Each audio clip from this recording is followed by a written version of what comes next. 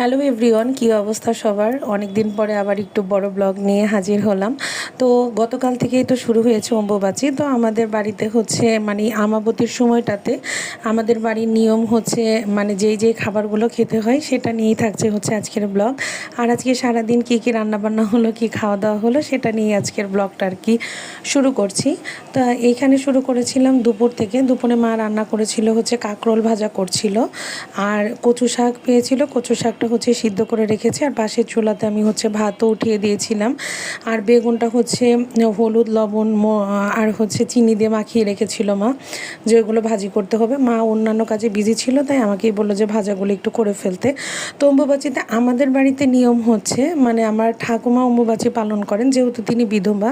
তো আমাদের বাড়িতে নিয়ম হচ্ছে বিধবারাই হচ্ছে অম্বুবাচী ব্রত পালন করেন। তো আর আমাদের এই বাড়ির নিয়ম আছে হচ্ছে যে আজকের দিনে কচু শাক ইলিশ মাছের মাথা দিয়ে খেতে হয়, তারপরে হচ্ছে তিল দিয়ে পায়েস খেতে হয়। মানে এগুলো আমাদের বাড়িতে আসলে নিয়ম। আম কাঁঠাল এগুলো খেতে হয়। আমি যেটা ছোট থেকে দেখে আসছি, আমার মাও ঠাকুমাকে দেখে যা দেখে আসছে সেটাই হচ্ছে আমাদের বাড়িতে চলছে।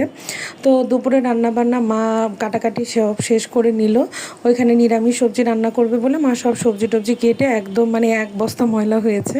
তো আমি আবার একটু গিয়েছিলাম বাইরে, আমার একটু প্রয়োজন ছিল। বাইরে থেকে এসে আমি একটা মানে বার্গার নিয়ে আসছিলাম। আমার এতটা ক্ষুধা পেয়ে গেছিলো, দেখলাম যে বাসায় যেয়ে খেতে একটু দেরিই হবে।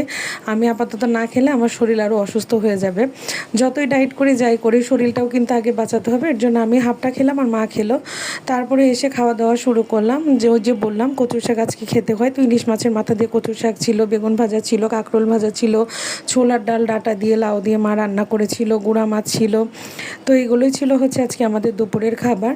তো বিকালের দিকে যেহেতু বাবা আসবে, বাবা আসার আগে মা হচ্ছে চুলাতে মা পায়েসটা বসিয়ে দিয়েছিল।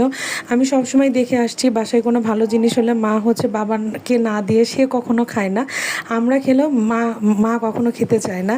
তো এর জন্যে বাবা আসার আগেই হচ্ছে পায়েসটা মা উঠিয়ে দিল। পায়েসটা হচ্ছে কালো তিল ফেলে দিয়েছিল, যেহেতু তিলের পায়েস করতে হয় এর জন্য।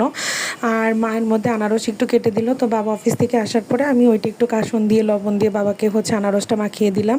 আর এই দিনে চালের রুটি খেতে হয়, যেটা আমি বলতে ভুলে গিয়েছিলাম।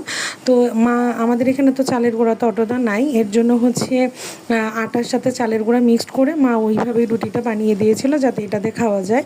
তো যেহেতু সব কিছু রান্না কমপ্লিট হয়ে গেছিলো, এর জন্য বাবা এসেই যেহেতু রাত্রের খাওয়া একবারে খেয়ে ফেলে, তো আমি একদম মা খাবারগুলো দিচ্ছিলাম, আমি বাবার খাবারগুলো আসলে নিয়ে দিচ্ছিলাম। রুটি, তারপরে কচু শাক, ছোলার ডাল, বেগুন ভাজা, কাঁকরোল ভাজা, আম, তারপরে পায়েস।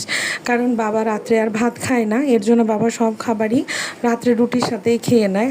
বাবা রাত্রে ভাত একদমই খেতে চায় না, নিতান্ত কোনো প্রয়োজন না হলে আসলে বাবাকে আমরা ভাত জিনিসটাও দিই না। আর এইখানে মা একটা জিনিস করছিল যে চুলা থেকে একবার নামিয়ে আবার হচ্ছে মা ঢেলে দিচ্ছিল। এটার কারণ হলো মা সবসময় বলে চুলা থেকে বেড়ে নাকি কোনো খাবার দিতে নাই। কেন দিতে নাই বা কী কারণ, এটা শুনতে গেলে মা বকা দেয়। এর জন্য আমিও আর এটা নিয়ে বাড়াবাড়ি করি না। তো আমিও যেহেতু 8টার মধ্যেই খেয়ে নিই, আজকে একটু নিয়ম ভঙ্গ করতেই হবে নিজেদের সংস্কৃতি বজায় রাখতে হলে। তো এর মধ্যে মা পায়েসটা রান্না করেছিল চিনি একদমই কম দিয়ে, যেহেতু আমি খাবো, তো আমি 8টার মধ্যেই খাওয়া কমপ্লিট করে নিই।